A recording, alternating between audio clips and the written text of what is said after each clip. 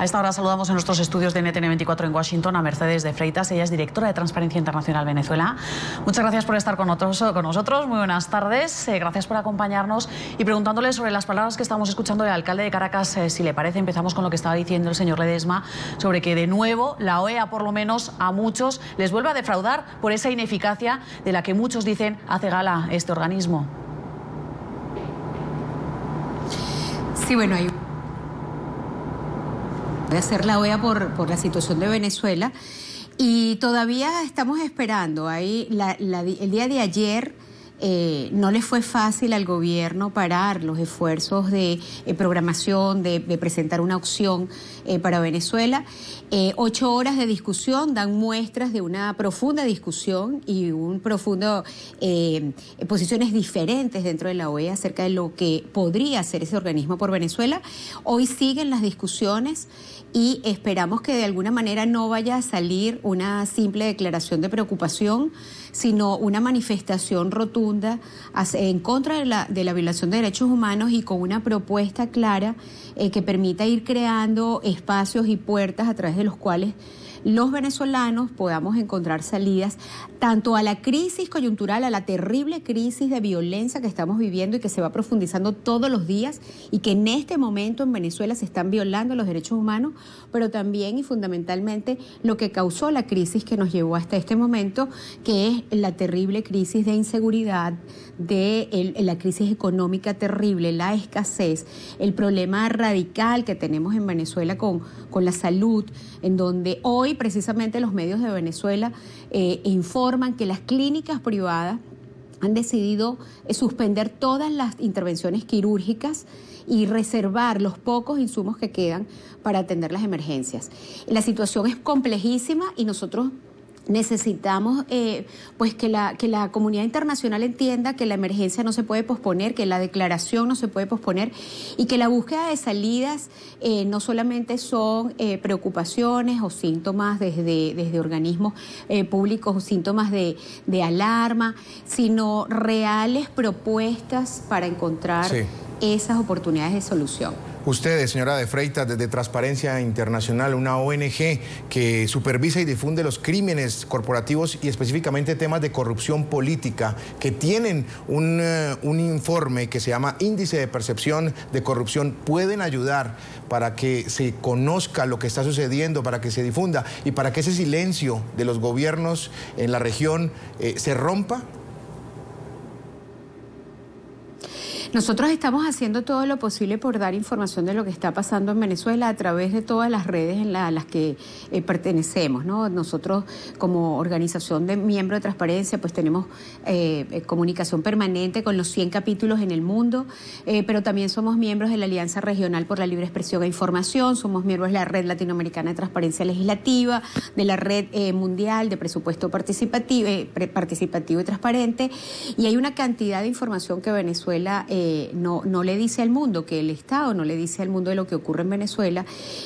Precisamente esa debilidad en transparencia, en acceso a la información, en libertad de expresión, en dar datos duros, confiables y verificables, es lo que nosotros tratamos de superar, generando informes que se puedan validar, que se puedan registrar, que se puedan verificar, para que la comunidad internacional entienda que el problema en Venezuela superó hace mucho tiempo la discusión entre izquierda y derecha.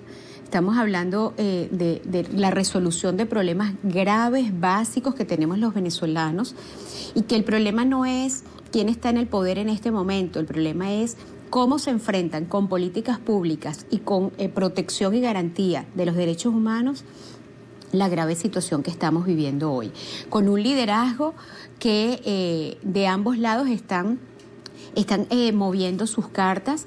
En la oposición nosotros vemos muchos grupos que están tratando de llamar al diálogo. Hay algunas voces dentro del chavismo que quisiéramos que se expresaran más en contra de la violencia que estamos viendo y que a todas luces el Estado venezolano y en la cabeza del gobierno están de alguna manera promoviendo.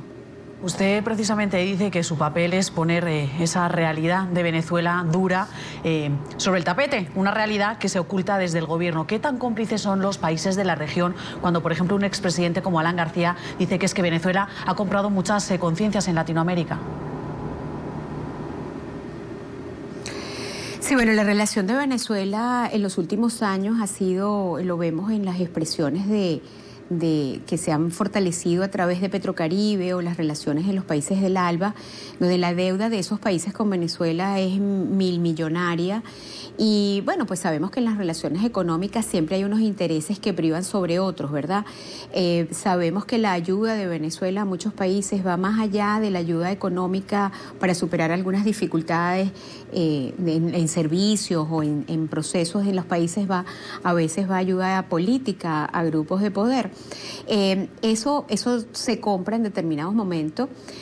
Nosotros hemos visto como algunos actores nacionales e internacionales han tratado de minimizar la crisis que vivimos, decir que no es cierto el bloqueo. En este momento yo estoy en una emisora que no se está viendo en Venezuela precisamente por el bloqueo. En Venezuela no hay posibilidades de que los venezolanos, viendo los canales, los medios de la televisión pública, la televisión abierta, podamos enterarnos de qué es lo que está pasando en el día a día. Ni siquiera por las emisoras, por las canales de cable podemos enterarnos, porque esta emisora, por ejemplo, fue bloqueada. Tenemos que enterarnos a través de redes sociales que, como muy bien saben ustedes, Eva, Jesús, que son periodistas, pues a veces circula información que no es cierta, información que lo que hace es generar más angustia. En Río Revuelto ganarse pescadores, y hay mucha gente que quizás está promoviendo algún tipo de violencia también desde diferentes sectores, porque no hay una prensa profesional que nos pueda informar día a día de todo lo que está pasando en profundidad. El problema de la libertad de expresión o de limitar la libertad de expresión causa la violación de otros derechos. Por eso es que la defensa de la democracia pasa por una defensa a todas luces del derecho de libertad de expresión, al derecho de proteger a nuestros periodistas y poder conocer que esas imágenes que estamos viendo a través de este canal lo podamos ver en toda Venezuela y en todo el mundo, y entender que esa violencia no está siendo generada quizás por grupos violentos, sino desde el propio Estado se está muchas veces disparando a las piedras, se le responde con balas, se le responde con agresión, cosa que está nacional e internacionalmente prohibido.